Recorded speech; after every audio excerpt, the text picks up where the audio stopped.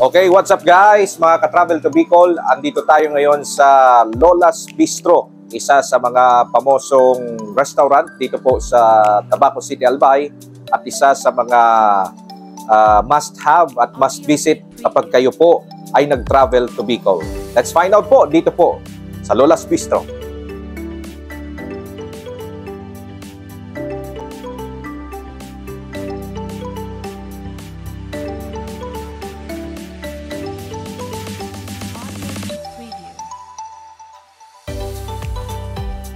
Ating personal na titikman ang kanilang mga pagkain, no? Ito yung Mango Bicol Express nila. So, tikman natin ng madali, no? Kung masarap ito.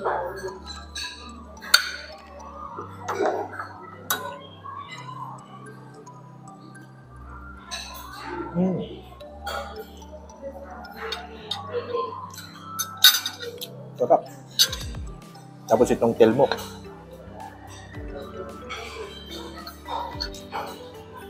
Ano natin?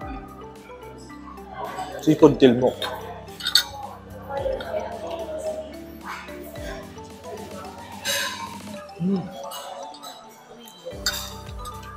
Bicol na Bicol ang lasa.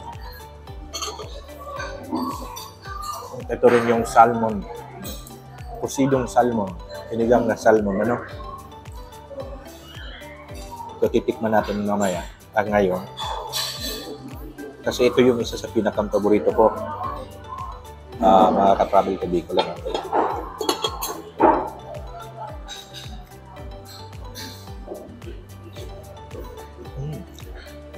Ito yun lang to. Dito lang to sa Lola's Bistro.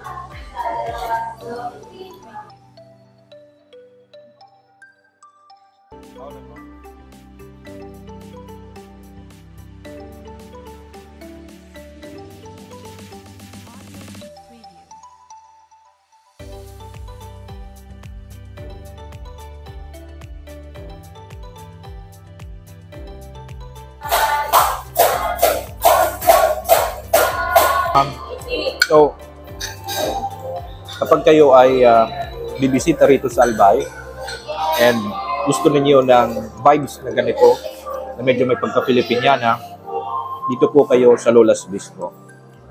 And sila ay may branch sa Barangay Bumbong, doon sa sentro.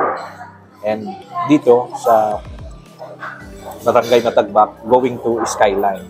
Pagpasyal mo dito sa Albay, sa First District, bumisita kayo rito at kumain dito sa Lola's Bistro. So, yun. Thank you.